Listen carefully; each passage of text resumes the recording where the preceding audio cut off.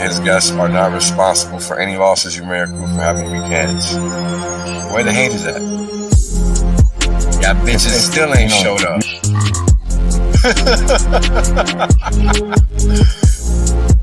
And now, right, we got HEX, flawless uptime. People thought this was a joke. Now they're mad at the chart. It's lullaby music, really, right? It's hard to believe that something like this exists. I get it, but you just gotta come to terms with reality. It just exists. This is Whales Only. Glad you guys can make it out. I'm making some claims that are pretty outlandish, but I can back them up. Boom. End of story. There is no other crypto out there, so don't get it twisted. If you don't understand where you're parking your money, you're gonna pay the consequences for that, and that's just how the cookie crumbles. Boom. Right? The reality is that I want to be rich as fuck. There's only one way to be rich as fuck. That's by sitting on your ass the longest. Yep. That's it. Yep. That's the secret. The God well told you. Richard done told you. I done told you. Kareem done told you. Maddie done told you. Everybody done told you. Everybody done told you. Shit, motherfuckers still acting like they don't know. Appreciate that. Yeah. I appreciate that. 100% safe. There's plenty of games left. Valiant done told you. Yo, everybody said it. I mean, hey, you know what it is, man? Everybody done told you. Yash deep, everybody. My God. Hex-Asians, bro. Everybody. Australians, man. Everybody gets me. Yo, Wendy's done told you. Dollar Club done told you. Everybody done told you. It's crazy.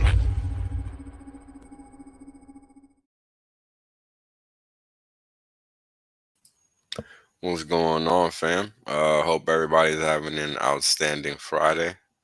Figured I'd drop in, say what's up, laugh a little, because it's just,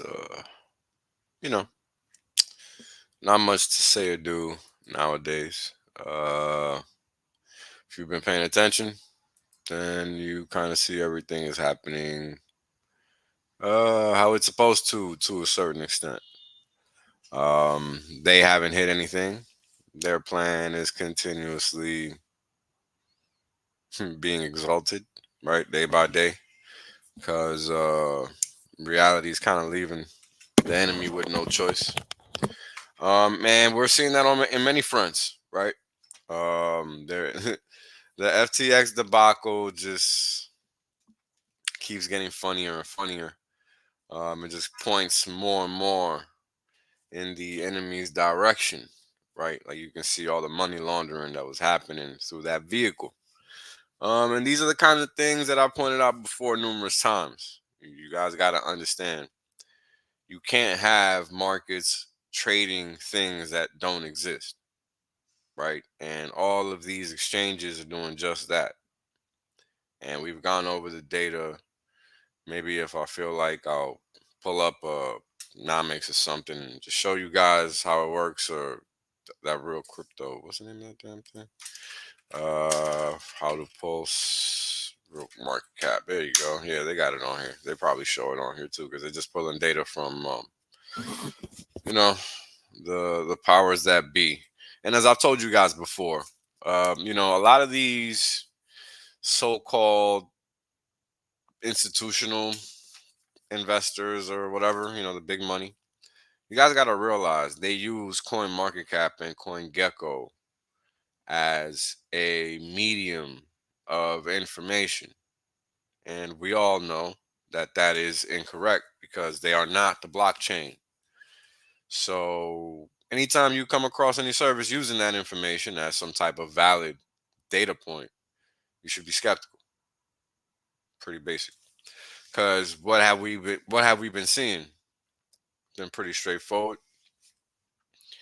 All of these entities that were portraying the quote unquote crypto bro world, whatever that is, they were in crypto, right? This is the end result.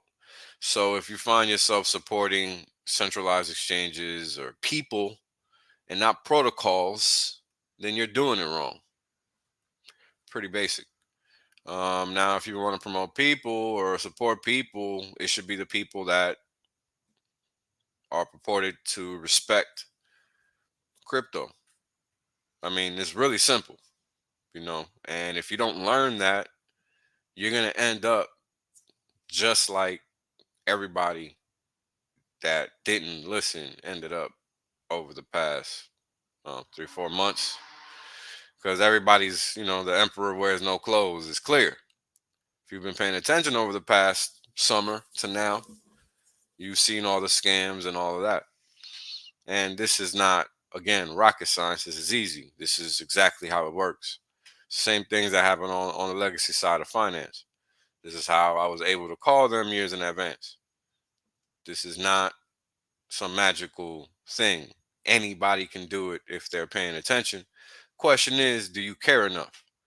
And the answer for most people is no, they don't, which is why they end up buying crap like NFTs and shit at the top. Because it's not like it even makes sense. You're not ever going to see that money, period. Something like Hex, you're going to get your money back. It's logical, right? The math underpinning the protocol supports you getting your money back, at least at the nominal valuation, right? Not necessarily the real valuation, but the nominal valuation. And the nominal valuation is what your eyes see, not necessarily what it's actually worth. So, you really gotta grasp those things because this is how you don't end up in the Celsiuses and things of that nature. People really gave me a lot of shit when I told people there was only one crypto. They really did. But how are all of those fools looking now? Not very smart. And it's just because you gotta stick to the principles of crypto. Anything that involves third party in any way, shape, or form is not crypto. The excuse is irrelevant. If it can't be done in a non admin keyless fashion, then it probably shouldn't be done because it's not crypto. So, uh, whatever. Uh, Shit is basic. You don't want to respect yourself. You don't want to respect your pockets. The markets will teach you. I mean, this is exactly what we've been seeing for the past few months. And it's going to continue to happen. Don't think that FTX is going to be the last shoe to drop. It's like I've been saying this whole time. It's just a domino. It's a series of dominoes. And it's not going to stop until everybody in the space is completely against it. And I don't know if we're there yet. Because you still got a lot of dumbasses thinking that Bitcoin is something to do. So, I don't know. We'll see. Let's see how much the hysteria can persist, right? Because that's really all it's about. It's all about the hysteria. How do things make sense to people? How do you end up buying the top? Well, because it's been going up nonstop. Pretty simple, right? This is how people sell the bottom because it's been going down nonstop, right? But the messed up thing about it is that typically when you hit those points, and it never fails because we've seen it, right? We saw it when we made the top, and we're seeing it now in real time. Every time you hit these points where the decision is quote unquote obvious, is when it's not. And these are the things about market psychology and understanding when to act, right? That it makes participating in markets so difficult, right? It's easy to say, oh, you could have sold the top, da da da. But how many people actually sold that top? It's easy to talk that shit, and we see plenty of people talk it. But did they actually sell that top? And are they buying right now? Because they should be buying right now with all the shit they were talking at the top, or at least claiming that they sold the top, right? Because it's really, that's the cycle. You sell when everybody's saying you can't do nothing wrong by doing anything but buying. And then are they buying, or are you buying when everybody's saying that the market's dead? Now that's not to say that it's gonna shoot up, you know, 6 feet from here, from the floor. But point is, this is the time to be buying because you're not gonna see these prices again. It's just basic human psychology. Very basic. So if you don't understand that, then you probably might want to learn that. Because at the end of the day, right, you're not gonna be watching these streams when you make these decisions. You guys got to understand that. So if you don't have the capacity to grasp why you're making a decision when you're making it, it could not work out for you, right? And that's ultimately not what you want. So you always want to have the understanding of how markets operate, and it's really crucial grasping the fact that markets are really underpinned by human psychology, right? This is real basic. This is real basic. So, how did so many people see the top? Except for, mainstream. They're not supposed to see the top. They're supposed to get you to buy the top, right? And it's not like it wasn't obvious. You got plenty of people telling you, "Hey, top is here," and it lasted for months. And we're clearly not talking about the hex top, but the crypto, the fake crypto top, because the fake crypto lasted for 6 months. It took at least 6 months to materialize. You went from April to November, right? So that's 6 months. Where price just went sideways, and it just chopped between 68,000 and whatever it was, 48,000. So $20,000 range where the fiat value went sideways for 6 to 7 months. 6 to 7 months opportunity to exit the market because it didn't go anywhere, it just went sideways in a $20,000 range. And after the market broke that 45,000 level to the downside, you've never seen it since. Man, I don't even know where the market is now. 16 and a half. So we're down $30,000 from that point in time, and that really only materialized in August. That 48 or so price level. Let me confirm that because I really don't remember. Let me pull up a chart somewhere. But these are things, right? Just understanding how markets fluctuate. Oh no, that was not August. That was April. That was April. April 2022. So November 2021 to April 2022. All the way from April 2021, where you ultimately hit 67,000 first. I guess let me share my screen because I'm just talking to myself. Give me a second, guys.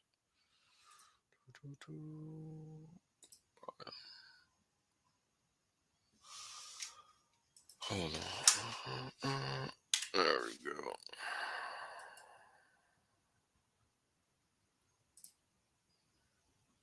All right. All right. Let's pull up 3-day chart. Let's log this bad boy. And what we're looking at here is a 3-day per candle chart. Oh, and Bitcoin's about to take a dump too. Of Bitcoin. And what I'm going over is essentially how long it took the market to make its top versus where we are now. So we first hit the top point in April 2021. Right, April 648. Yeah, April 2021. Second week, right around 13th April 2021. Market went sideways in a $20,000 fashion. Oh, almost $30,000 fashion. $30,000 range. So it peaked in April, troughed in July 2021, peaked again in November 2021, 69,000, and then we've just been going lower ever since. And the last hope the Bulls had occurred at 45,000, right? And once that level hit and you had that positive news come out about somebody buying something, like if it mattered, that was the moment. That was the stake in the coffin that was sealing it shut for the bullish momentum, because the headline literally made no sense at the time. Like it's somewhere. I streamed all it and all that. So let's go back and look at the date, April stream, April time frame stream, because this is it's like it's that obvious. And these are the things that you guys got to learn from these points in time. Making a buy decision now or tomorrow or whatever is irrelevant. It's understanding why now, why not then, why not a month from now.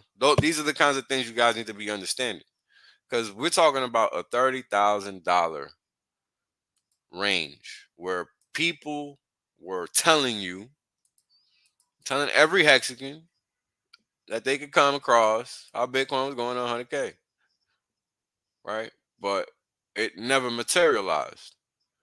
And the reason why it never materialized is purely psychological, right? And this is why Hex never went further than 50 cents at the same time. So we're talking about the same phenomenon in essence, right? But the biggest difference between Hex and Bitcoin is that there's a reason to buy Hex and there is no reason to buy Bitcoin. And on top of that, the more even important distinction is that one is strictly on chain. The other is papered over so many times that it took 6, 7 months for the top to happen and for the bottom to fall out of the market. I mean, only now are people realizing that it's a bear market. Now, we're talking about a year after the market top. Only now are people finally admitting it.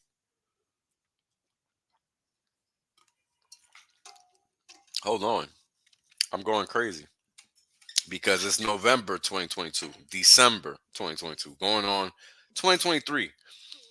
So we're talking about 18 months ago from when the market top. What's wrong with me? This is how long I've been talking about this. I don't even know what I'm talking about anymore. I mean, you guys got to grasp. This is how elusive time is. This has been an 18-month period from Bitcoin top to today. 18 months. And people are only realizing in the past few that Bitcoin is in a bear market, as far as this is what you see being promoted in the narrative. And this is why you have to stop relying on others for information. If that's your objective in life, then you're just going to ultimately always be screwed over by somebody. That's why people fell victim to the scammers and the shillers and the grifters. Right? That's exactly what's happened. Because they're the ones that got wrecked by FTX and all these other scam situations that everybody's now using to latch onto and call it crypto when it never was crypto. Right? And this is what anybody with a brain has been saying to anybody that would listen since day one. Right? Because you still got plenty of people trying to pretend like that is crypto and it's not. Never gonna be. Never. Not no centralized exchange, none of that. And there's always been a few of us Hexicans that have stood by that line and have never deviated from it. And that's not going to change. Doesn't matter if a Hexican builds one or not. Because if it's not built right, then who cares? Same shit. It's ultimately going to fail. So it doesn't matter who, it's the what. Because you got to understand the math dictates always and forever. This is why these things never work. Just because it starts at a different point in time doesn't mean it's going to work. The math is what makes it work. So if the math is not respected, then it doesn't matter what is done or who does it. Pretty simple. So again, psychological impacts on markets. That's what determines what you're doing, when you're doing it, and how you're doing it. Right. So if you look back at the bear market, the previous bear market, I think I'm gonna have to close this. There we go. Look at the previous bear market. Kind of a lot of the same, kind of sort of, except for that you didn't have a 2 year or a year long period of time to make the top. The top kind of happened in weeks, right? It went from December to January, about a month, and the top was in. This most recent time, and I've talked about this before, you had a whole freaking year to get out. 6 months, whatever, right? A long period of time, not a month is the point. You had 7 months, right? Now, when you really sit here and think about it, you had this period of time to get out and then this period of time to get out. Everything else was below the high, right? So you really didn't have all that time. So it just, I guess it depends your vantage point, right? Like what's your pain threshold once you've hit a certain monetary goal, right? Because again, we're talking about a pointless thing here. We're just talking about something that goes up in value against a dollar, and that's the whole point, right, of investing in the first place. So I don't think harping on that is really relevant because that should kind of be basic, right? We're all talking about investing our money. So capital gains should be basic, right? That should not even be like something I have to address. It should be obvious that that's the basic goal. So when I say nothing, that means that the expectation is nothing further than that. So when I'm looking at something like Hex, that means it's doing something else because there's very few coins, if any at all, that do anything outside of Hex that coincide with this value proposition. Hope that makes sense. Because Bitcoin, it does nothing. You just hold it and it goes up in value and gets $1. That's it. So we got here a period of time of maybe February. So what, 3 months where you could have sold in the 45,000 to 65,000 range. So the $20,000 range really only occurred for very small period of time relative to this long time frame that I'm talking about. All right, now let me suss this out. Yeah, we got,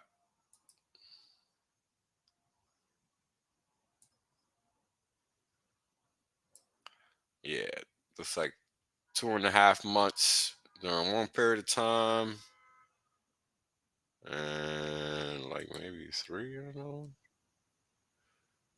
Yeah, and then a quarter for the other. So that's about 5 months out of this whole 7 month period of time, right?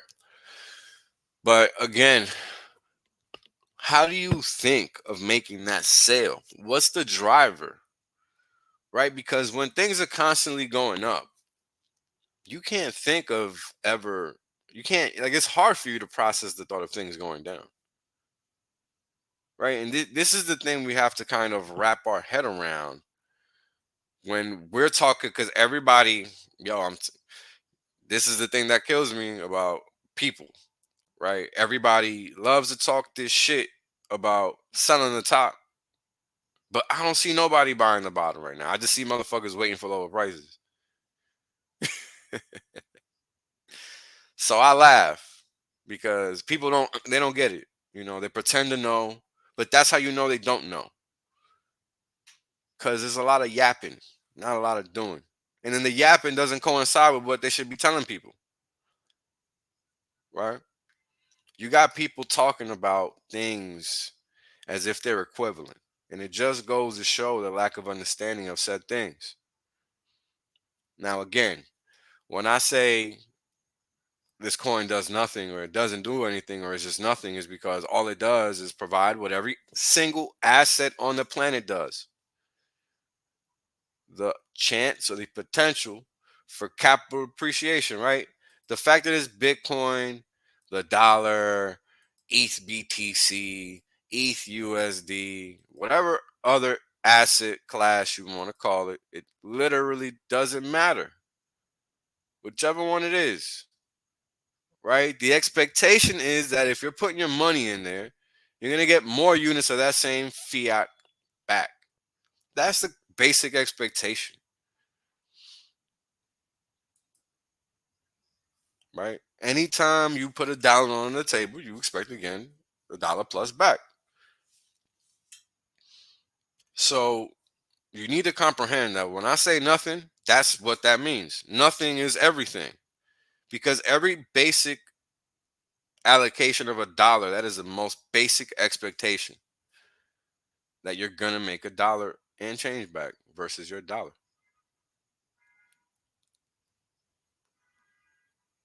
So you have to think about that. Because I love when I get questions about, well, what do you think about this? What do you think about that? Well, what is there to think about?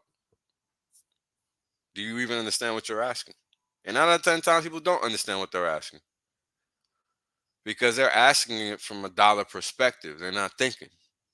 How relevant is the fact that something exists?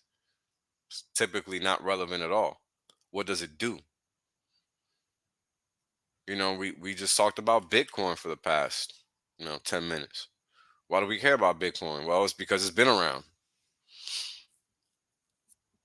That's all. Literally the only reason. Ethereum been around second longest. That's well known.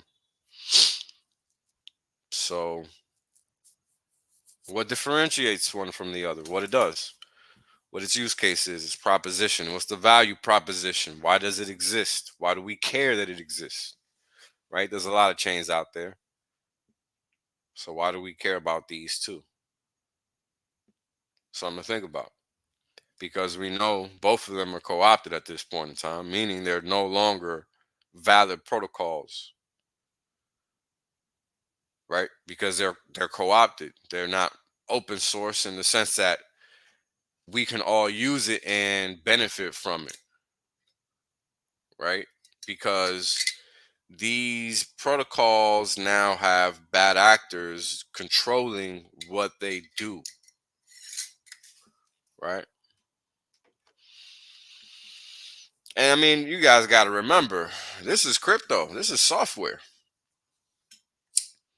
And a lot of people, when you look around online that pretend to be experts in this stuff, you gotta really turn your head at people that don't get that one fact right. Because there's a lot of people out there that love talking crypto, but I never see them say that. And look, I can't tell you guys what to do and who to interact with, but I'm not gonna be jumping up and down pointing out frauds all day either. You guys gotta learn how to do your own due diligence. I can't do it for you.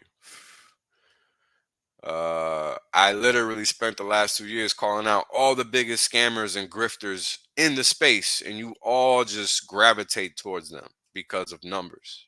I really hope that because of everything you've seen, you learn to not do that.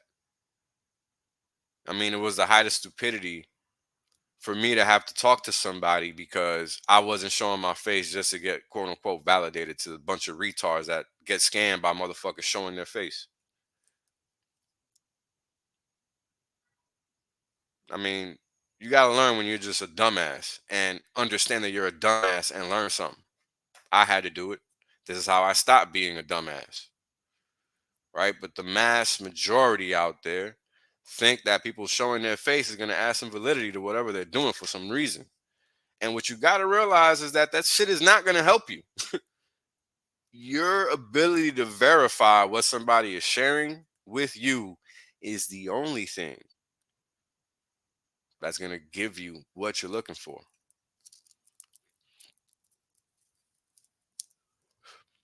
And what do we all want? We all want valid information that we can act on. This is why everybody loves Richard Hart, because he spent years giving you guys actionable information. Now, everybody didn't act on it, but those that did, die hard. It's not rocket science, guys. But the question is, are you doing your part? I mean, look at this chart. 34 days per bar. Let's get rid of some of these things. I mean, you got to realize that this doesn't happen by mistake. This happens with intention,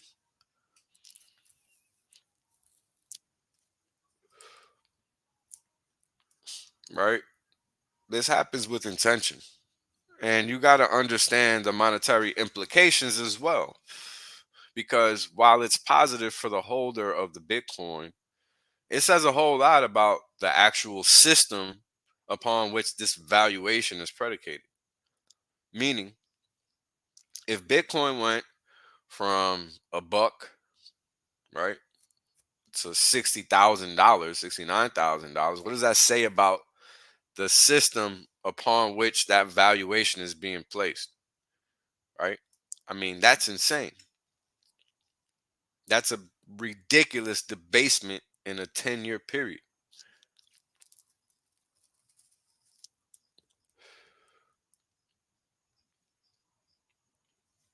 So, I guess the crux of that comment is that, victory can be bittersweet, right? Because while the livelihoods of those holding said asset have improved greatly,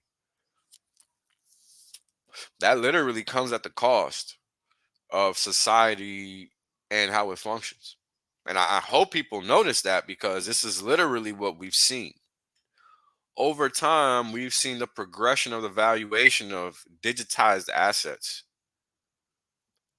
and the implosion of the real world. Your ability to transact has been restricted. Your ability to use units at a fair value is constantly reduced, right? Constantly. Your ability to do business cross border is constantly restricted, and it only gets worse day by day, whether you realize it or not.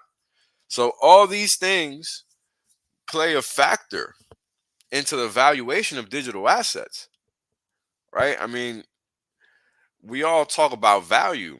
We all talk about why Hex is the best, why this, why that. Well, you should really understand value in the first place before you even speak about that. Because again, it goes back to, why do we care about anything being worth anything when every single thing does the same, right? This is a list of random cryptos. This is a list of random futures contracts. This is a list of random currency pairs, FX spot, meaning current cash currencies. This is a list of stocks, right? Random list of stocks means nothing. Um, Interest rates, okay? Uh, Sector ETFs, right? Now, what's the common thread between each asset class? They all have this basic same common thread. And long story short is that if you put $1 in there, you expect to get some money back for putting that dollar in there. Not just the dollar back. Right? This is the premise of waking up and going outside. This is why we're taught to get up, get an education so that we could do something. You know, success, whatever, progression, get a job, retire, whatever that end goal is for you. But the intermediary to allow you to attain that end goal is that dollar. No getting around that, right?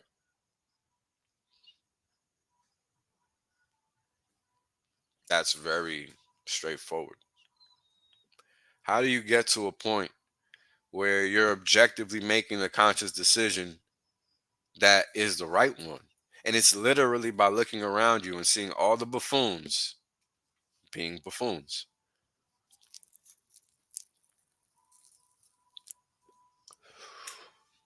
Life is good when you understand what you're doing, right? I mean, it's 2022, damn near 2023. Every single day that passes further information comes out to just solidify the facts as have been told by many, right? While the media has consistently gone out of its way to relay misinformation. This is why YouTube streams are important. This is why YouTubers become important. This is why you see so much misinformation from big time YouTubers. They're big for a reason. It's just like when you got all this centralized data or all this centralized exchange shit going on, right? And it's like I showed you guys before. I mean, when you look at how Hex trades versus everything else, you got to realize everything else is a scam. We've gone through this before, and then let me educate you guys one more time on this. All right. So the circulating supply is supposed to be 582 billion. Okay. Now this is hex, not dollars. 582 billion hex is the circulating supply, meaning the market valuation is 16 billion. Straightforward. That's just this number multiplied by the price. That's all that is. So in a 24-hour period, it makes sense to see a fraction, not the totality, but a fraction of that asset base trade, right? It makes sense. Now, let me see how much is it that we have here. What is it again? 37 million divided by 16 billion. All right. Now that's about two.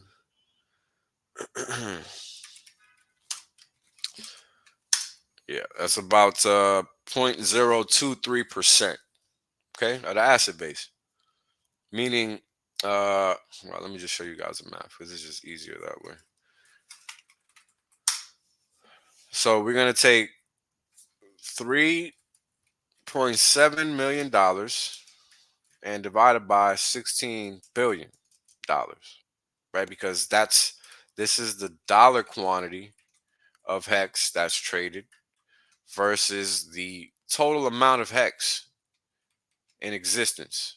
And this is what we're trying to ascertain. We're trying to understand, what does a real market look like when it trades on a daily basis? And hex is it's the closest thing you're going to find to a real market, a pure market. Now, what does that mean? That means that you don't have any centralized parties dictating any flow whatsoever. No institutions, no none of that, because this is a truly decentralized market, meaning you have to come in and press buy and sell. You can't have somebody else just come in here and fake the valuation for you.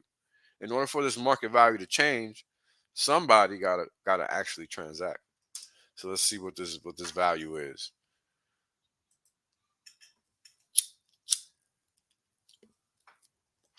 Sorry guys. So yeah, here you go. 0.023%. Now what that means is that we're at less than 1% of the supply being traded on a daily basis. We're at less than 0.3% of the supply being traded on a daily basis. We're at less than, I mean, what's a quarter, divided by 10, right? That's how small the volume is of what's being traded in a regular market, in a pure market. Now let's look at something like Bitcoin or Ethereum, or whatever other fake market is out there. Bitcoin market cap 318 billion, volume in 24 hours somehow 9 billion. 9 billion. Now, 9 divided by 300, that's not equivalent to what we got going on here. We'll do the math in a little bit. Just give me a second. ETH, 4 billion divided by 140 billion. Same setup. Not really equivalent. USDT. We all know what's going on here. We don't need to harp on that. USDC. If you don't know what's going on with USDT, maybe looking at USDC versus USDT will kind of give you an idea. I mean, look at the 24-hour volume between both. Look at the market cap between both. Now ask yourself, Why is it that the volume is so much greater here than here? Do some Googling. It'll give you some interesting answers. Uh, BNB. Now, if you don't know the history of Binance, goes back to BitConnect, right? I mean, the colors are the same and everything. If you don't know, go do your research. It's important that you know your history in crypto. Not knowing it is a recipe for disaster. Ask everybody that got rinsed this time. It was completely avoidable. Completely avoidable. So I have no empathy, no sympathy for anybody that got rinsed. We're out here screaming from the rooftops every day what you need to be doing. Failure to act on your part is not failure for me to be, like, it means nothing to me. Information's out there. In fact, everything is out there. Hexagon's got nothing but receipts for days on end. This thing, 50 billion coins outstanding, $21 billion valuation, not a billion traded. So that's about 2%, less than 2%. But you guys see that's like 100x greater, right, than Hex. So you got to ask yourself what's going on in these protocols that there's that much activity, but yet crypto's dead, right? And it's gonna get interesting once I can start taking this data and making charts to show you guys. Because it's one thing to just look at this and just have a whole bunch of random values just thrown at you, right? But what happens when you just start looking at all these values in a graphical sense and realize that you're just being lied to, man. Right? And this is stuff that is just in your face. They're not hiding it. If you don't understand what's going on and what they are doing, right? That's how they get away with it. And this is why we gotta look at these things mathematically. There is no other way to look at these things because everything else can be masked, hidden, right? And we see that in numerous ways, right? This is why we go through this data and compare, right, what makes sense versus what doesn't, because they can't hide, right? The math, you can't hide in the math. Like, the math is going to always expose you. And this is why it's important to be aware of what the difference is between A and B, right, versus A and C, et cetera, et cetera. So yeah, so the Bitcoin uh volume to market cap ratio is 3%. Let me see what this ETH one is. It seems kind of ridiculous, actually. Yeah, what's going on here? This doesn't make sense. 2, 3. Huh. Okay. Well, ETH volume to market cap is 27%. What? I gotta be wrong. Hold on. I gotta be wrong. What is it again? 434. 43403. And it's, oh, I see what I did wrong. 146. All right. Yeah, that was wrong. That 27% was definitely wrong. For what? 146.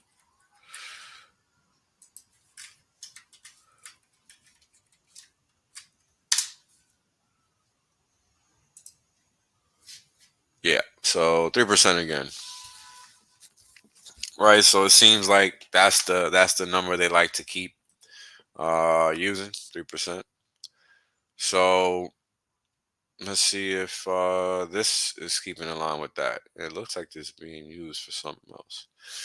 730 million versus 11 points, whatever. Now, this is very boring, right? There's nothing interesting about this, but this is what it takes to actually understand what's going on. Because, again, you don't need to be a rocket science, genius, nothing like that. It's just what makes sense and what doesn't. And when you look at the math and everything, see, so 6%. So Doge is being used for something else, right? And we could just see it just by looking at this data, right? If Bitcoin and ETH are 3%, why the hell is Doge 6? Right? That almost makes no sense. But this is how you know there's funny stuff going on, guys. Hex is a true market, a pure market. What reason is there for Hex to be trading at a fraction to what everybody else is trading in terms of volume? Because again, it goes back to what I started with, when I was saying nothing earlier. Comparing all these coins is comparing nothing to nothing.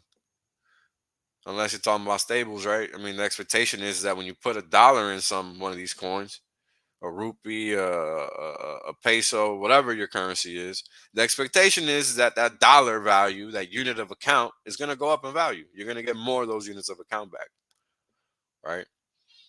That's the expectation. So you should think, why should I buy this thing? If all it does is the same thing.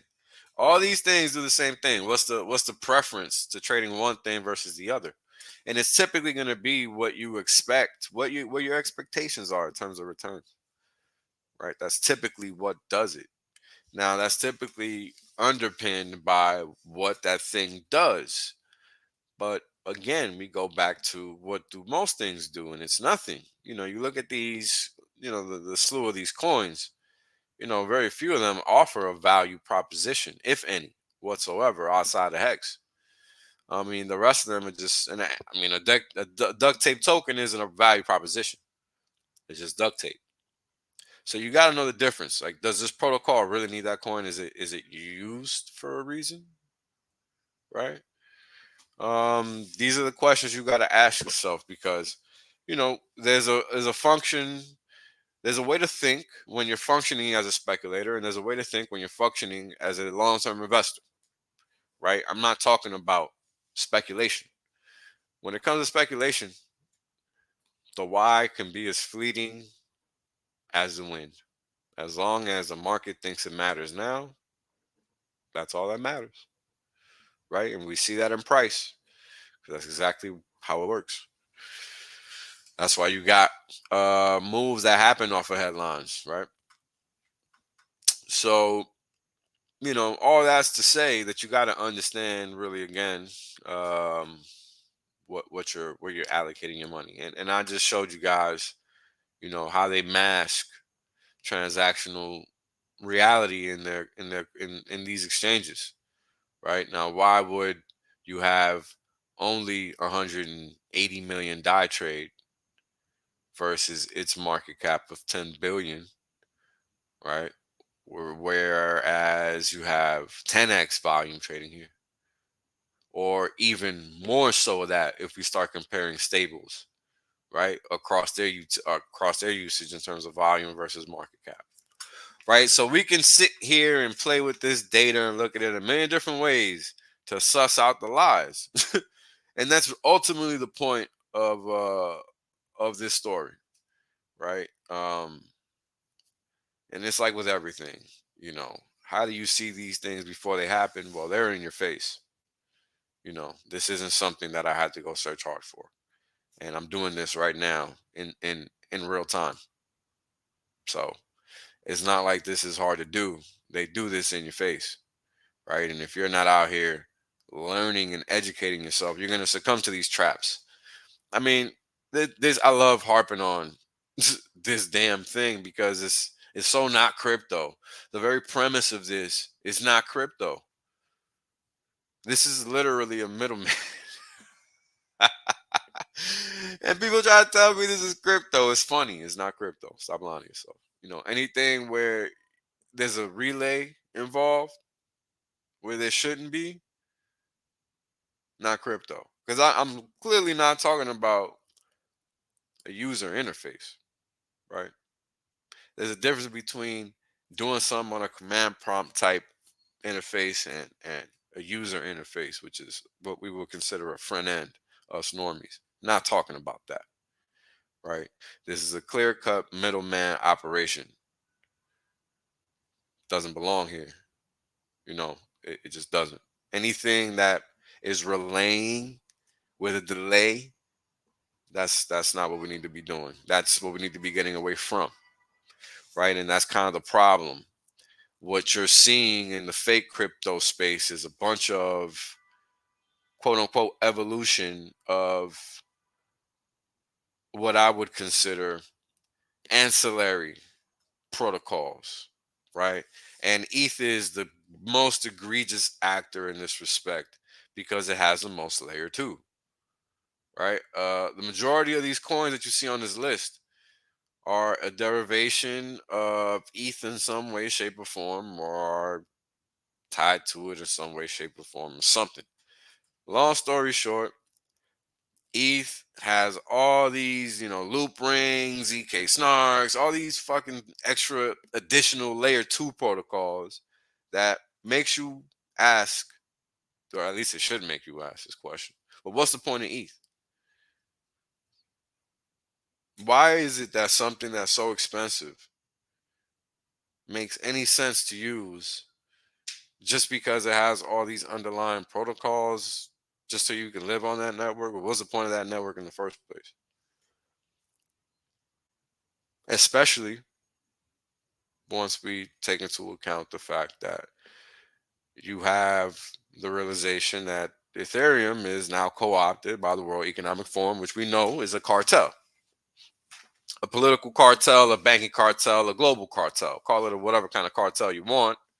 They're a cartel, right? So how do we sit here as a quote unquote community and pretend that ETH is viable long term? As it stands today, is not viable. Period. And it's on its deathbed.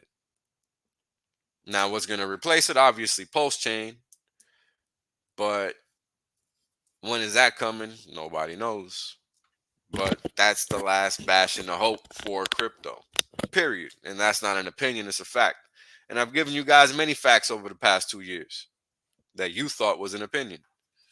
But you're now learning I don't share my opinion. So this is not an opinion. This is just how it goes. Because again, it's about capital and where it's going to flow. And capital doesn't care about your opinion. They care about the facts, right? That's exactly why you see everything that's happening now. All this augmented capital flow, when you compare volume versus market cap, is not by mistake. It happens on purpose.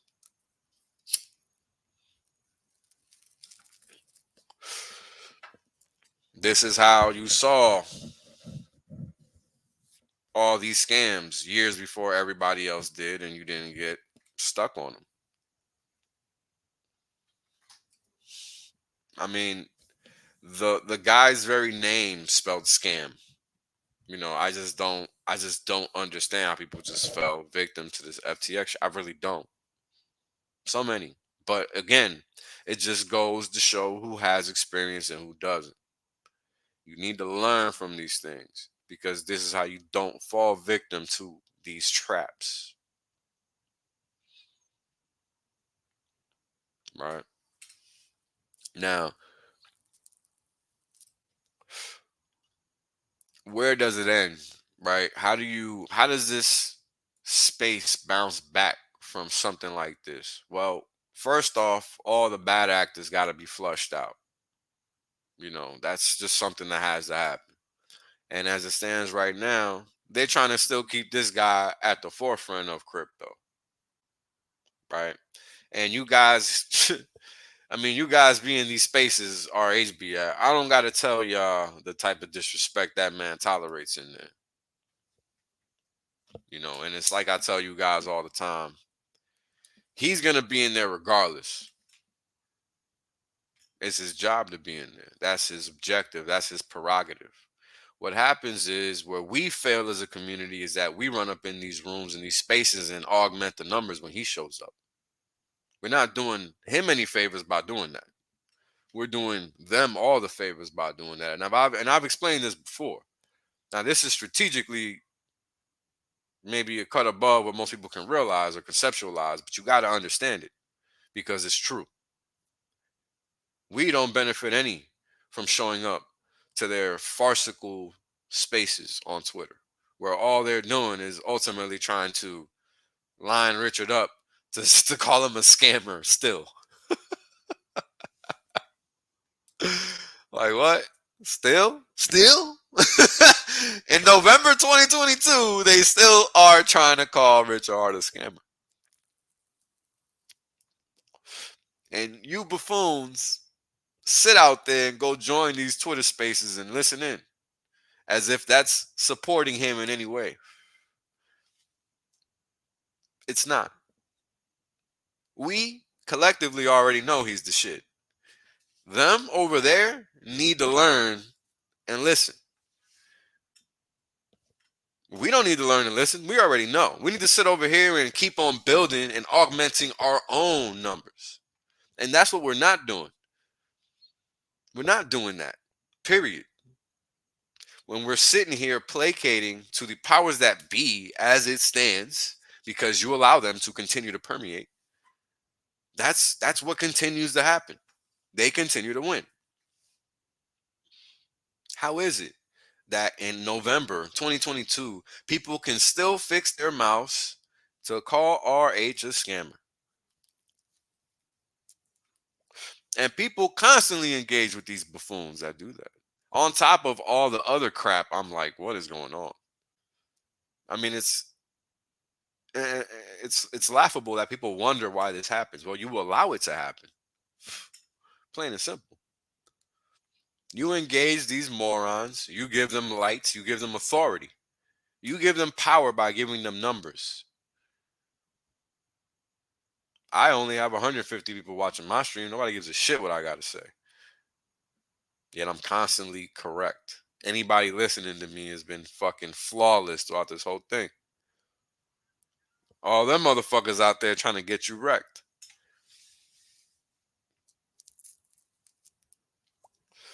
What you gonna do with that? They're out here trying to call Richard a scammer still, when all the evidence points to the contrary. All of it. They can't produce a single data point that points this guy to doing anything contra to what he's ever said.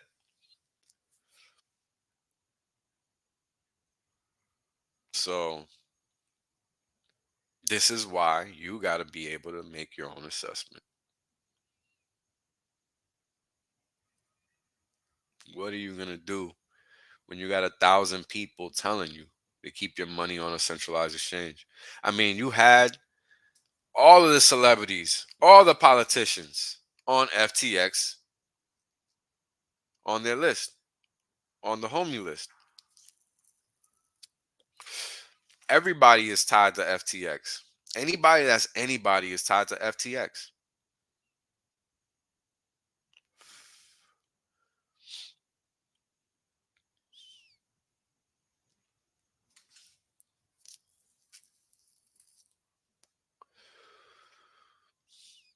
Think about that. Every single person that is considered as somewhat authority in whatever sphere they permeate was tied to this thing.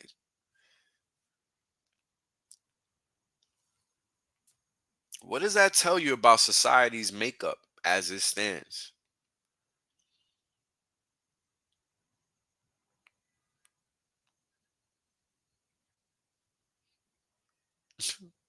It's laughable, right? The fact that people take any of these individuals serious is laughable to me. I mean, these are the same people that were telling you to go kill yourself. Don't forget to get the jab. Go kill yourself. Because now it's certified. Now it's out there. Another crown for whales. Thank you. That the majority of the people that have died during this whole period of time of their shit show has been people with the jab. And I've said that I don't know how many times before. But there you go. Washington Post, which is an Amazonian rag, Jeff Bezos' own rag. Now, if you don't understand what that means, that's as lefty as it gets. So for them to admit this in that rag is just as good as the New York Times saying it. New York Times will probably say it next week.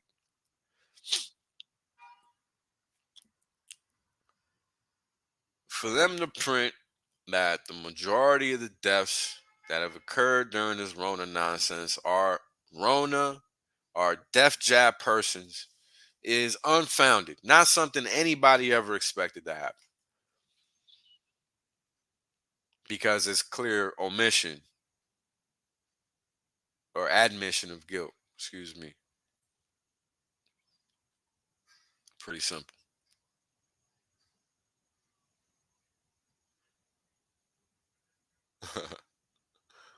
So these are things you guys gotta like go out there and learn, right? And yo, when it comes to regulations and stuff, we've been through this before. If you don't know how the game works by now, I don't know what to tell you. Cause I can only repeat myself but so many times. You know. They're gonna say whatever they want. Means nothing. Pretty simple. So that's just how it works.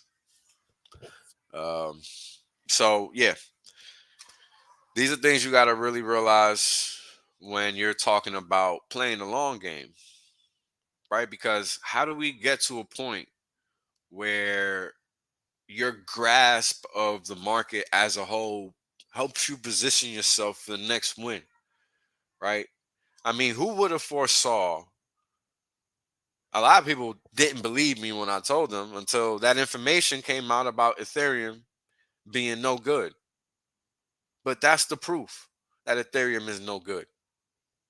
Period. It's tied to the cartel. You don't need to know anything else. All the technological advantages are irrelevant. Period. Because they're going to restrict your ability to use them shits.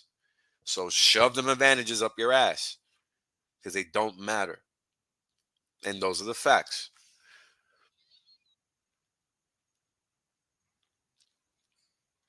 The more time that passes on, the less that you're going to be able to lie to yourself. Now you can just go back and watch my old streams and get ahead of the curve now, or you can just wait. Up to you. If you don't remember all the crap I've been talking about, because tell you what, the freight train isn't slowing down. It's only going to pick up steam. When you hear what these central bankers are saying and you see what they're doing, right? The mass of Western central bankers are focused on continuing to push rates higher, right? And we've talked about this also before and what the implications are, and that's just mega volatility in the interim, right? I mean, and this is what we've been seeing to boot, right? And look at where the rate is now. All right, let me detail what this chart is first and foremost. Excuse me. So the blue line is the 2-year yield versus the Fed funds rate. So in short, that would be a yield of 4.5% versus 3% basically. And this is the difference that you get of 1.4%. Right? Basically 3.1, 4.5 minus 3.1. So what does that mean? What that means is that essentially the Fed is quote unquote behind on its interest rate hiking cycle to the tune of 6 hikes, if or 5 to 6 hikes, because it's a 25 basis point per hike type of deal. is the way the market typically looks at it. And right now, since we're doing three of those per meeting, that would be two meetings, right? Even though I'm counting them like they're 75 basis points per, but it's really 75 and 50. That's what the market's pricing in. But the expectation is moving forward. At this point, is that the market is starting to pick up that the Fed is overstepping its boundaries a bit, with respect to what it can actually do moving forward. Now, how can we tell this just by without looking at anything further? Well, here you have the US 30-year yield all the way down to the 1 year. 30, 20, 10, 5, 2 and 1 year. And if you look at the 1 year, it's 4.75%. It's the highest rate on the curve as it sits to date. 2 year is at 4.46, 5 year at 3.87%, 10 years at 3.7%, 2 year, 20 year, excuse me, is essentially at 3.98%, and the 30 years at 3.75%. So, long story short, it costs more to borrow money in the interim, short term, costs more to borrow short term than it does long term. And that's not normal, right? That's abnormal, meaning there's something going on in the market that's causing that to occur, right? Um, Now, where do we see that on the chart basis? Well, we can see that down here when we look at the 10-year versus 2 year spread. We're reaching levels that I don't think we've seen, let's see, ever. Yeah. So it's gonna get interesting because typically when we get into this range, that's typically the end of the craziness, or the beginning of it. So the fact that we're 25% lower, basically, or 50% lower, basically, is kind of saying a whole lot. Um, Now, this is the 10-year minus 5 year spread. And that one is again at unprecedented levels. We're below uh, Lehman, and we're below COVID. Or, nah, that ain't COVID. That was China. I can't remember what this was. But it was something Chinese related. 30-year minus 5 year below, uh, below Lehman, and at tech bubble levels. Like, this is just crazy. Below Lehman and above tech. Let me see. 30-year minus 10-year. Right, right at Lehman levels. And yeah, same thing all across the board. What is this? 30-year minus one. Oh, this is new, so you're not gonna have a lot of data here. Yeah, this is relatively new because the 20-year wasn't trading up until recently, as you guys can see. So, but this is what's going on in the interest rate space. Let's see what the mortgage rates are doing. Let's see if I can even put that up. I don't know if I can pull that up. Mortgage. Yes. We were at 7%. Going back to a few weeks ago. And the last time we were at 7%, as you guys can see, was Lehman. Once again. Give me a second, guys. I need to drink some agua.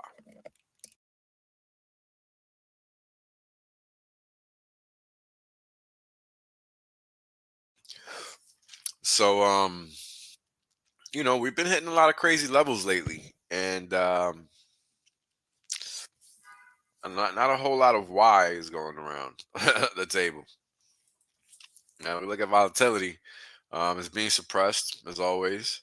Um, and you guys see these bands, right? I mean, we were just up at these ridiculous levels weeks ago, September, right? And the market came in, or shall I say, volatility came in. And this is just how markets, move. That's how they fluctuate. In terms of volatility, right? Like the gyration of the market that picks up and it slows down. It's kind of like when you're driving, right? You get to accelerate but you also have to slow down. And the market does the same thing. But the way the market expresses it is a little different, because what you see is different, right? And this is important to understand because over time, we're not measuring the market against volatility. We're measuring it against, other things, and they're typically some type of currency. So, what happens if we do divide it by? Let me see if we can even do that. Yeah, I didn't think so. You know what? Let's pull up the SPX. Let's see if we can divide it by VIX. Um, just to see what that would even look like. I'm just not sure. But it would be interesting to see what units of XPX returns look like in buckets of volatility, basically. How about that? So, even over time, uh, well, this is interesting. I didn't expect this. I expected it to be flatter, um, not as monotone as it is, even with some volatility in there. Oh, and thank you for the super chat, brother. Appreciate you. Hope you're doing well out there, and shout out to the missus. Um, Now, guys, this is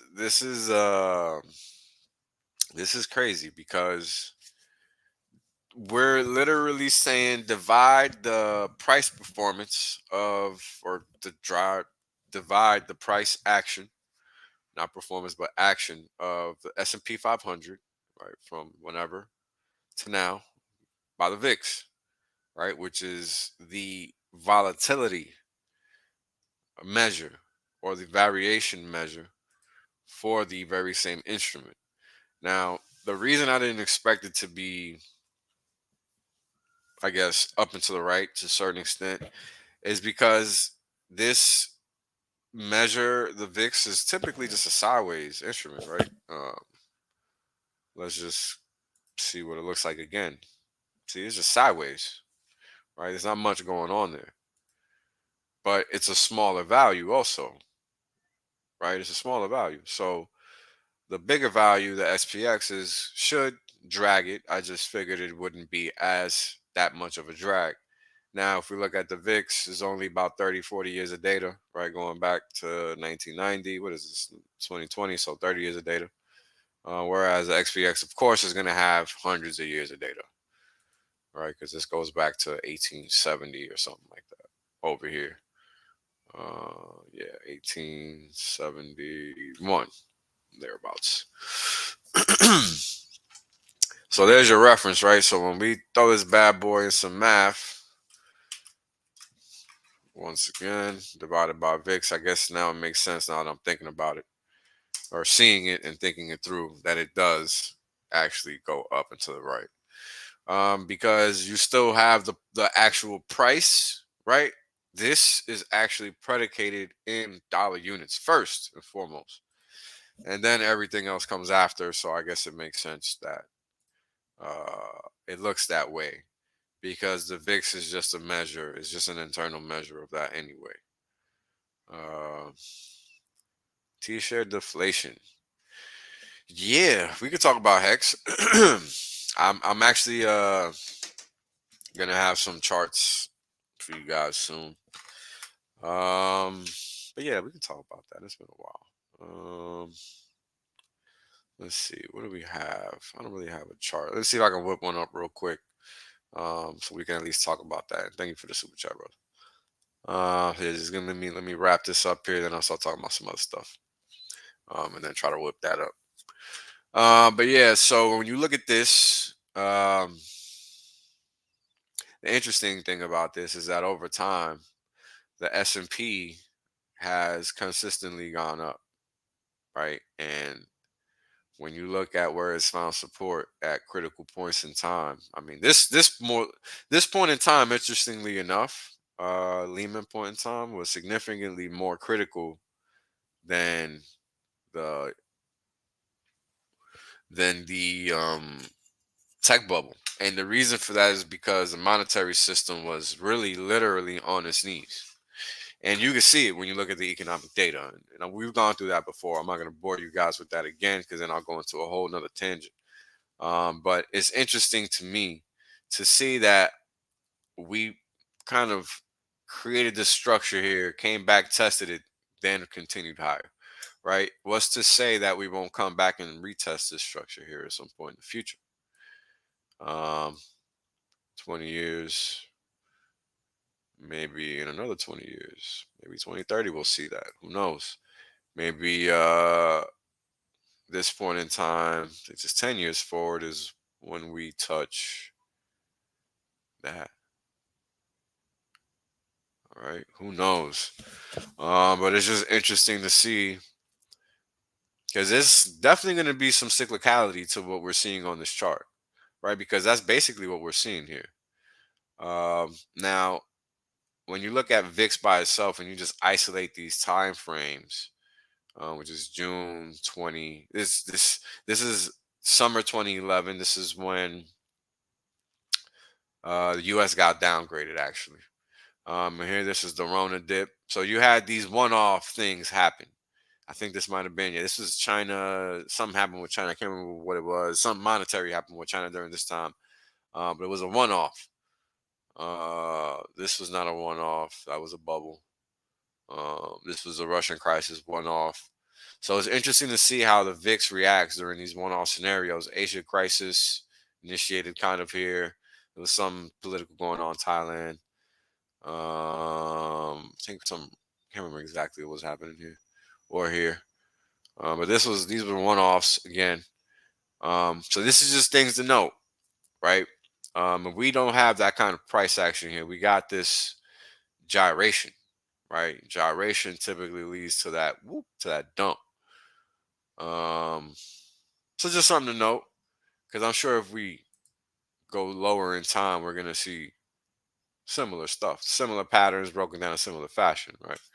And that's what we're seeing. These one-offs, right? We get those gyrations into them and then the drop. So the question is, are we gyrating right now into a big macro sell-off event that might take us down to this level or maybe even this level? We don't know. We'll see. But it's just something to keep in mind because we know there's a whole lot of not positive news going on out there, right? Um, and these are the kinds of things you really got to keep in mind because they provide opportunity once you understand what's going on, right? And that's ultimately what it's about. It's just about extracting opportunity from the market. It's not about anything else. So when you take that in mind, or take that into account, um, things shape up to look a little differently. Now let's talk about Hex. Hex is, doing what it does, which is kind of crazy because I don't even know, man, but it's just a beautiful thing. I don't know how anybody can fix their mouth to say anything negative about Hex. It's one of those things where I got to question the person's mental acuity. Is there even any there? You know what I'm saying? Like, what's really going on? What are these people thinking about? Are these people thinking? Odds are, no, not really. And these are things we got to keep in mind because how many times do we have to tell ourselves the same thing, right? How many times do we have to be right? I don't know, man, but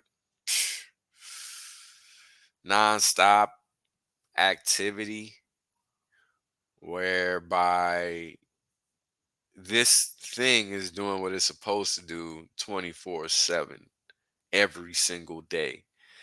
Now, if you have any experience in finance of any type, you should understand that the most important thing that people seek in a financial investment is security.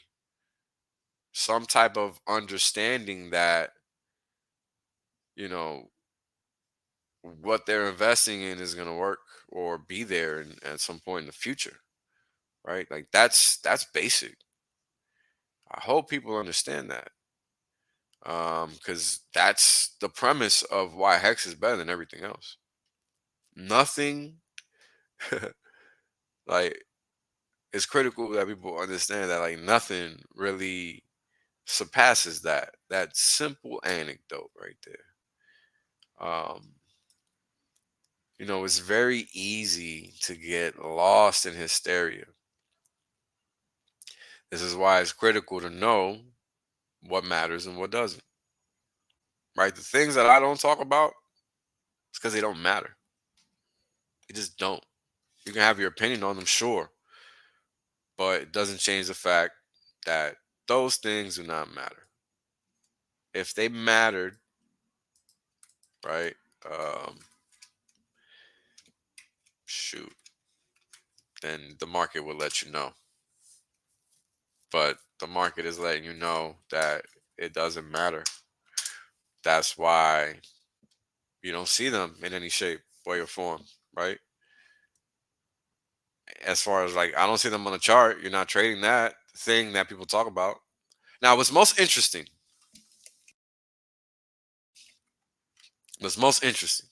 and I don't know if I pointed this out before, but man, if you haven't noticed, I hope you do,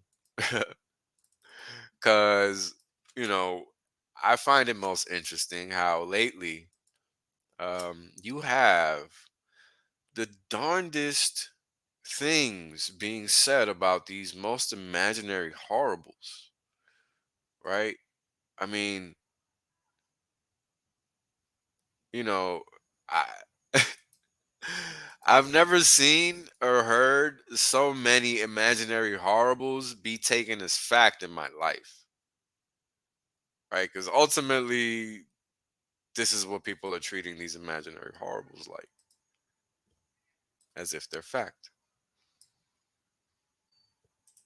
and that's what's truly going on, right? When you hear people saying ridiculous things like, you know, Hex is so dependent on Richard Hart. Like, really? Since when? What changed? Because even he makes it clear that it's really not relevant at all. So, what's the angle when people say stupid stuff like that? It makes me curious about that individual.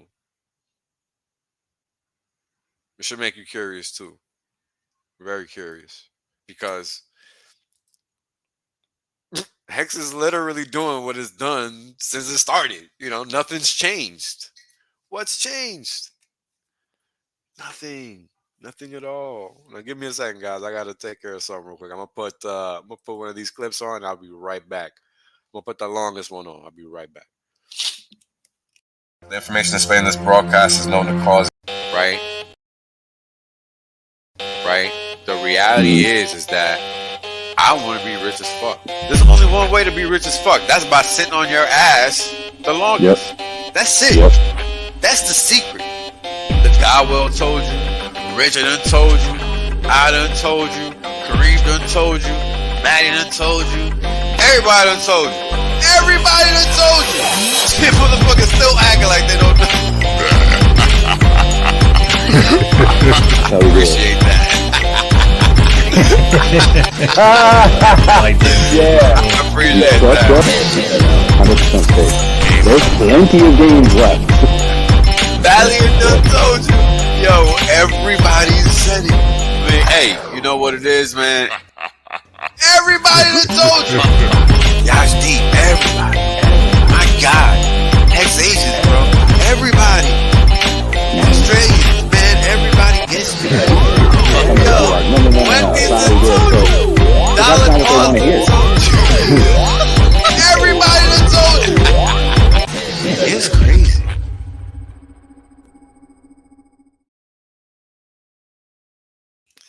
All right. And we're back. So yeah, you guys got to realize consistency is literally the most important thing in the investment world. Now, what does that mean exactly? Well, think about it like this. Where do we get um where do we get the ability to sleep easy at night? Right? Where do we get that ability? That comes from our understanding of what's going on, right? With data, or not with the data, with the protocol, right? That's literally everything. If we don't have that, we don't have a lot of things. We got 1088 days of flawless operation. That doesn't happen by mistake, guys, right? That does not happen by mistake. It's 189 days. Is that 189? It's 188. Let me remove the NAs. Hold on. Uh,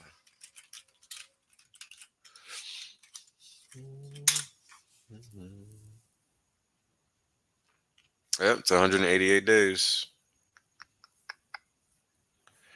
or it's 185 as far as data points go. So yeah, that's it's 188 days per the count, flawless operation, and that's the whole point, right? When we sit here and we take, man, just 188 days.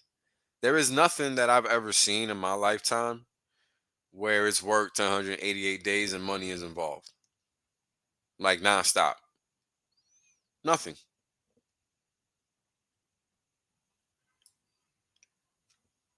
That's pretty crucial to understand, cause you know, why would we care about that?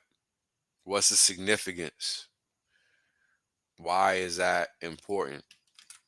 And the reason that's important is because everybody wants to put their money somewhere where it's safe, right? Where they're gonna be able to get their money back for sure, right? See a lot of people talking funny about price action, but this is crypto. The price action is the price action. I don't know why that's complicated for people to understand. But they'll figure it out one way or the other. What else are you gonna do? Not figure it out? You cannot figure it out if you don't want to, but you're the one that ultimately pays that price. Not anybody else. So let me see here. I'm trying to see what data I can play with here. Pay up a t-shirt, t-shirt. Let's go with this. So, right, like, what's the point of understanding where your money is if you're not gonna respect it? Something to think about, right? I mean, this is everything, because if you don't respect that, um, it's kind of gonna mess everything up, because this is how people sell the bottom, sell the lows, do whatever, you know. Um, it's not a good look. It's really not a good look. And it's really not something people typically want to do. Uh, it's just not. So, this is why knowing, right, the bare basics is critical. This is why Hex is so crucial. Once you understand that Hex is true crypto, you don't really have to sit here and parse through hay, right? There's so many cryptos out there. Why do we only care about Hex? Why do we only talk about Hex? That's the answer to everything. It's because it's actually crypto. We don't have to worry about all these things that we would typically have to worry about. Is it safe? Are you going to get your money back? Does it work? I mean, this price activity that you see on this chart in front of you has no bearing whatsoever on the software. And that's the difference between understanding and not. Straight up. That's the difference. If you don't grasp that, well, you're going to pay the price. It's just the way it goes. Because somebody else doesn't understand and they're going to be the one buying what you're selling. That's just, how it goes. The patient will always pay the impatient. Always. Right? And that's the gist of this story in layman terms. Right? Because that's what's going on. Ultimately. Whether we want to realize it or not, I don't know, but that's what it is. Um, yeah. Um, you have to really cut complex topics down to their bare bones. That's really the only way to do it. There is really no other way. Anything else really kind of sets you up for a level of understanding that you're not going to be able to grasp, right? And we're trying to put things in these terms where we can make sense of them, and that's what we want, right? We want to understand what we're doing ultimately. Um,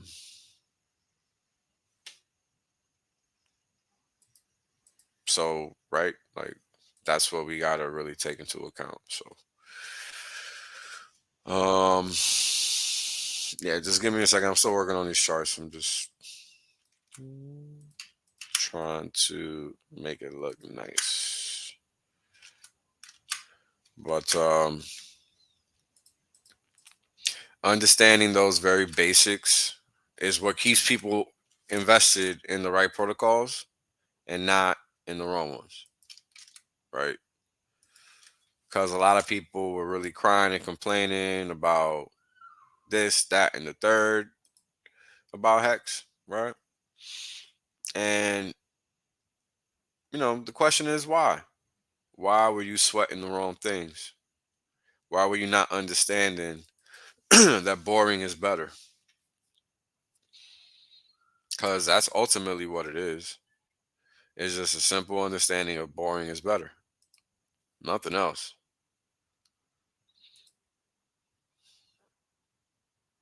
I don't know. What else would you say is out there? Right? I mean, that's basically what it is. There's no more to it, you know. Um, why do we want to put ourselves in a position for success? It's typically because, we don't want to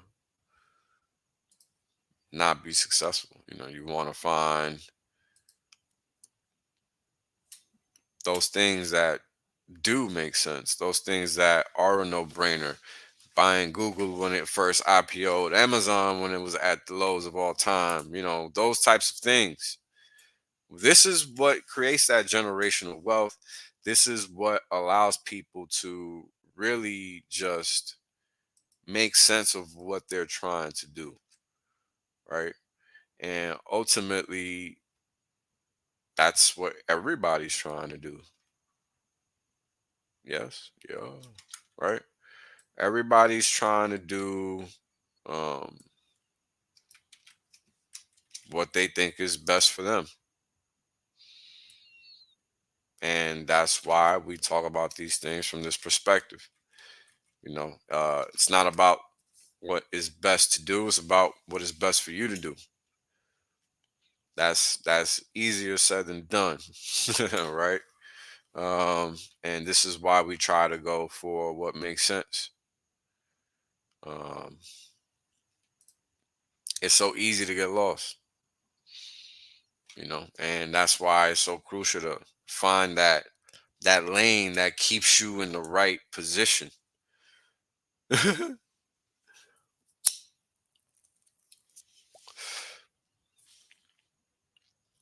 How do you, out of thousands of cryptos, how do you find the right one? You know, you don't find it; it finds you. But you got to realize that, like, you can't expect to get that from people showing you their face. That's where all this started. The information, it's all about the information. Where do you get it from? How does it make sense? How did you find hex? All those things are, while obvious, always not. And this is why you gotta figure out what the bare minimum is, right? For something to make sense. That's ultimately all it boils down to.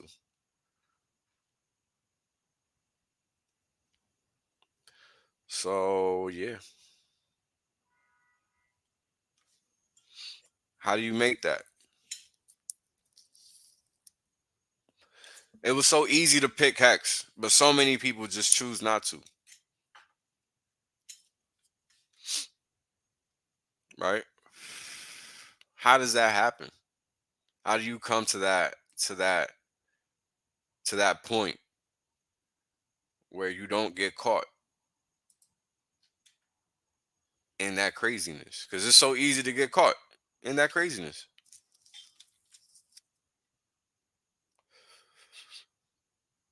Like that's the whole thing about this that makes it so difficult.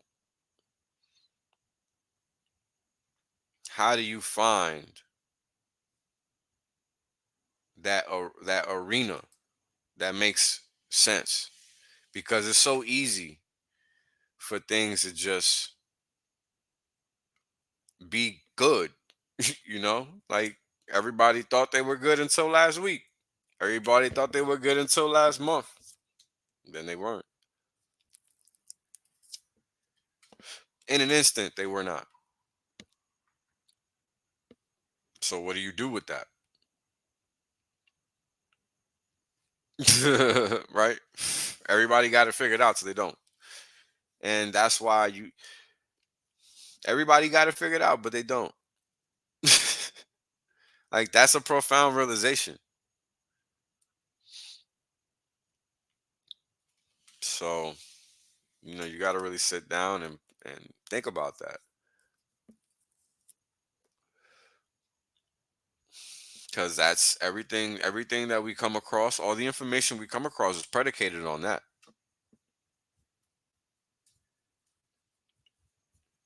That's why a lot of the conversations go around in circles. Because you got to understand that you got to understand. Like, it's almost dumb, but this is what you got to do, right? I mean, you don't really got much of a choice. How do you ascertain something is sensible when you don't really know? You gotta make sure that what you're doing makes sense. And that comes from understanding that the financial system is in a disarray, and this is why crypto exists. So finding the best crypto is probably a good idea. That's the crux of every stream. That should be the premise of every stream that you watch that's crypto related. I mean, there is no other actions that you should be taking. There really isn't. Right? From that perspective, I mean, it's really that simple. Um, Because again, we just went through the list, right?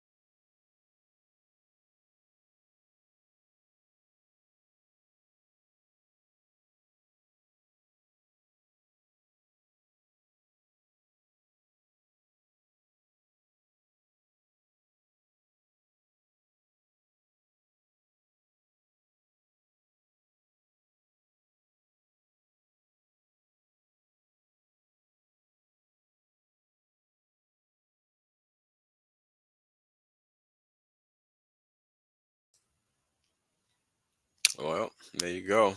It happens sometimes. Hold on, guys. I got a ton of browsers open, so that's basically why that happened. So I'm gonna shut this down in a minute. Where is this damn thing? Here we go. So again, right, this is why when we're looking at this data, you had to understand that you have to look at it from a volume to market cap ratio perspective, right? That's how you suss out the good markets from the fake markets. So for those of you that might just be catching up, I got cut off for some reason. And then I just came right back. But we're gonna wrap it up. And I'll put out some charts in a few. Um, because I just didn't expect all that to happen. So I can't continue to be streaming. Something's gonna happen to this computer eventually. With all these damn browsers open. So I gotta clean it up. But yeah, too many cat videos is right. uh, Yeah, that's a thing. It's all about time and place, right? When you're super early, super early, the earlier you are, the more risk intent you should be, not risk averse. I don't know if that makes sense, right? Because I remember when I found Hex, uh I looked at like the time span. I didn't really understand that it was launch phase, but I'm glad I kind of understood that I had to act because that was really the most important thing. Anybody who acted early on benefited from acting early on. Give me a second, guys.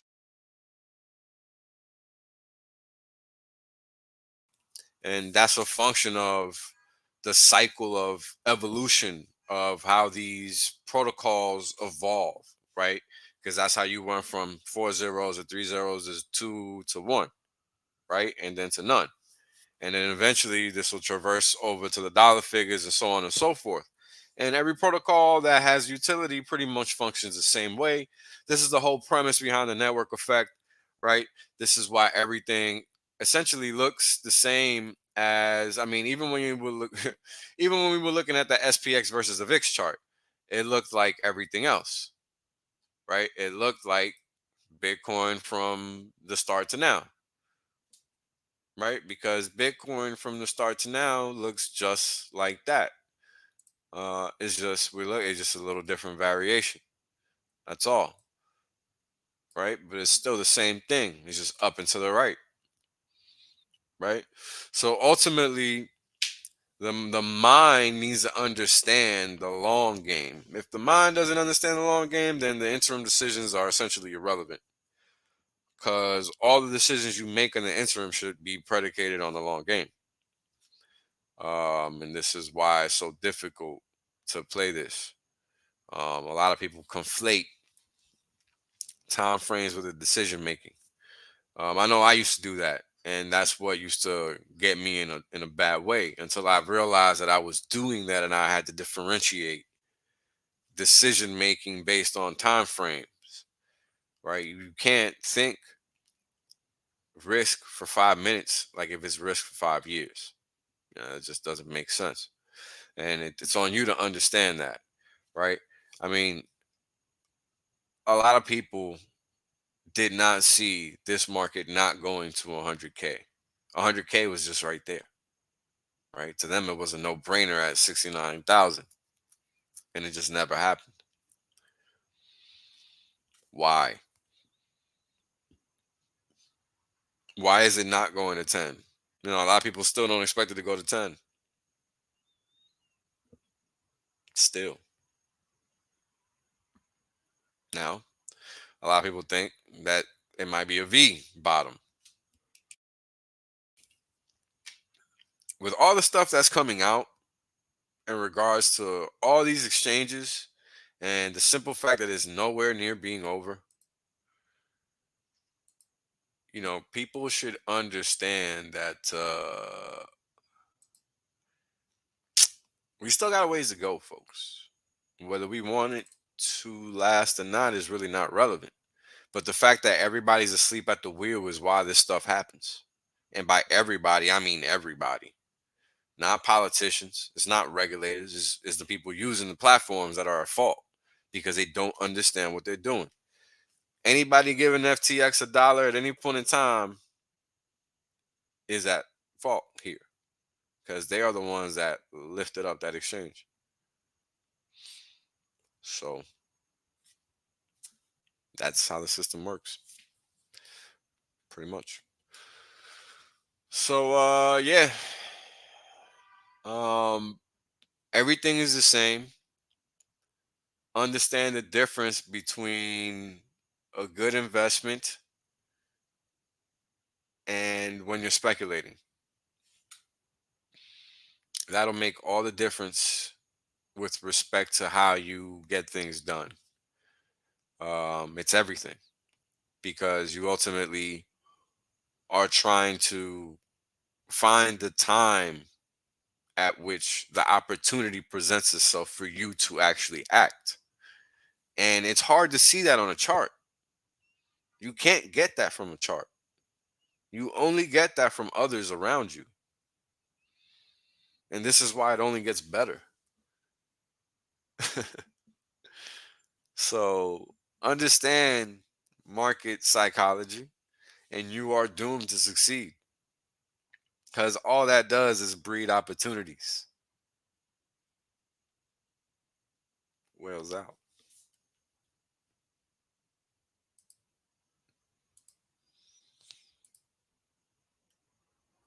Right? The reality is that I want to be rich as fuck. There's only one way to be rich as fuck. That's by sitting on your ass the longest. Yep. That's it. Yep. That's the secret. The guy well told you. Richard done told you. I done told you. Kareem done told you. Maddie done told you. Everybody done told you. Everybody done told you. Shit, motherfuckers still acting like they don't know. Appreciate that. Yeah. I appreciate Trust that. us. 100% safe. There's plenty of games left. Valiant done told you. Yo, everybody said it. Man, hey, you know what it is, man? Everybody done told you. Y'all's deep. Everybody. My God. Hex Asians, bro. Everybody. Australians, man. Everybody gets me.